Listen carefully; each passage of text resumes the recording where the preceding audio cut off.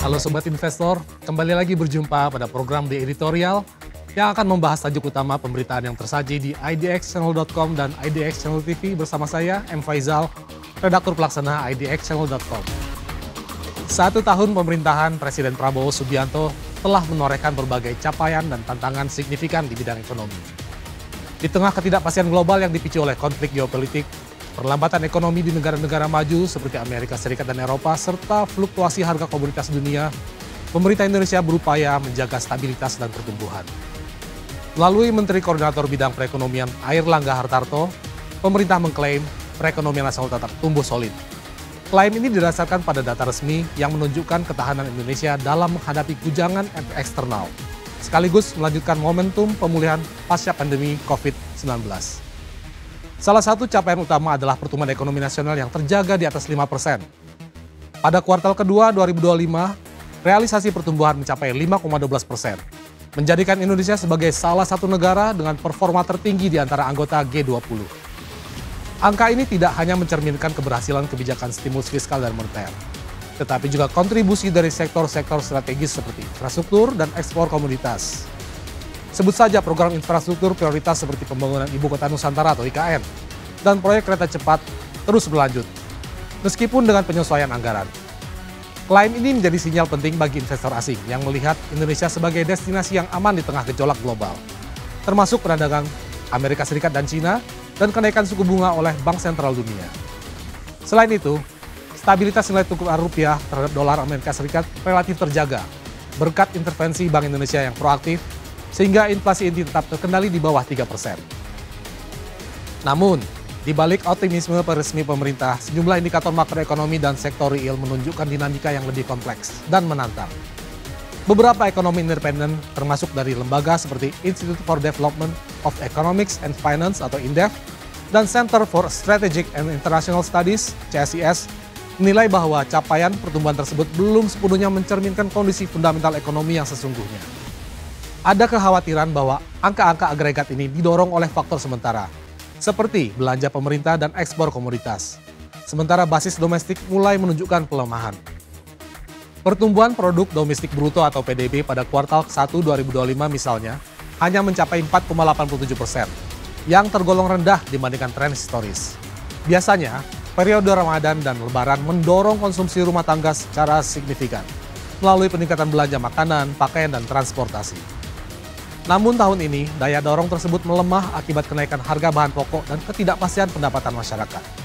Kondisi ini memberi sinyal bahwa konsumsi domestik yang selama ini menjadi penopang utama ekonomi Indonesia dengan kontribusi sekitar 55 hingga 60% terhadap PDB mulai kehilangan momentum. Faktor eksternal seperti penurunan permintaan global juga berkontribusi, terutama bagi sektor ekspor oriented.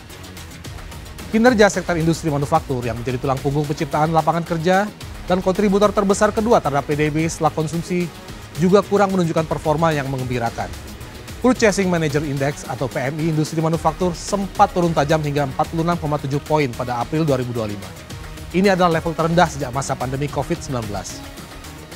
Indeks PMI di bawah 50 menandakan konstruksi aktivitas industri, di mana pelaku usaha mengurangi produksi, pesanan baru, dan bahkan tenaga kerja untuk menyesuaikan dengan permintaan yang menurun. Kondisi ini berbanding terbalik dengan klaim pemerintah tentang pertumbuhan signifikan sektor manufaktur pada kuartal kedua, yang didasarkan pada data selektif dari subsektor tertentu seperti makanan dan minuman. Tekanan terhadap sektor ini semakin terlihat dari lonjakan angka pemutusan hubungan kerja atau PHK yang lebih dari 30% pada pertengahan 2025, terutama di industri tekstil, garmen, dan otomotif. Penurunan produksi otomotif secara tahunan misalnya mencapai 15 hingga 20%, menjadi cerminan nyata perlambatan di sektor real yang tidak bisa ditutupi oleh data pertumbuhan agregat semata. Dampaknya, tingkat pengangguran terbuka naik menjadi 5,5%, meskipun pemerintah berupaya memitigasi melalui program pelatihan kerja dan subsidi usaha kecil menengah atau UKM. Pelemahan sektor industri dan pasar tenaga kerja berimplikasi langsung terhadap konsumsi masyarakat. Daya beli masyarakat yang selama ini menjadi sumber utama pertumbuhan ekonomi menunjukkan tren melemah. Indeks keyakinan konsumen atau IKK turun ke level 115 pada September 2025, posisi terendah sejak April 2022. Penurunan IKK ini mencerminkan meningkatnya kehati-hatian masyarakat dalam membelanjakan pendapatan mereka. Baik akibat tekanan inflasi yang makanan mencapai 4 hingga 5%, ketidakpastian pendapatan pasca PHK massal, maupun sentimen negatif terhadap kondisi ekonomi nasional yang dipengaruhi oleh berita media tentang kenaikan harga BBM dan listrik. Tidak mengherankan, pertumbuhan konsumsi rumah tangga cenderung stagnan di kisaran 4,97 hingga 4,98%. Berada di bawah target psikologis 5% yang selama ini menjadi penopang stabilitas ekonomi nasional. Jika tren ini berlanjut, bisa memicu efek domino seperti penurunan penjualan retail dan meningkatkan kredit macet di sektor perbankan. Di sisi fiskal, tantangan juga semakin nyata dan mendesak. Penerimaan perpajakan mengalami pemelahan dibandingkan tahun-tahun sebelumnya, dengan realisasi hanya mencapai 85 hingga 90% dari target APBN 2025. Penurunan ini tidak hanya disebabkan oleh perlambatan aktivitas ekonomi yang mengurangi basis pajak, tetapi juga menyangkut masalah kepercayaan publik serta sejumlah perusahaan teknis dalam implementasi sistem administrasi perpajakan atau core tax. Masalah seperti bug system, kurangnya sosialisasi dan dugaan korupsi di sektor perpajakan telah memicu protes dari wajib pajak, sehingga compliance rate turun.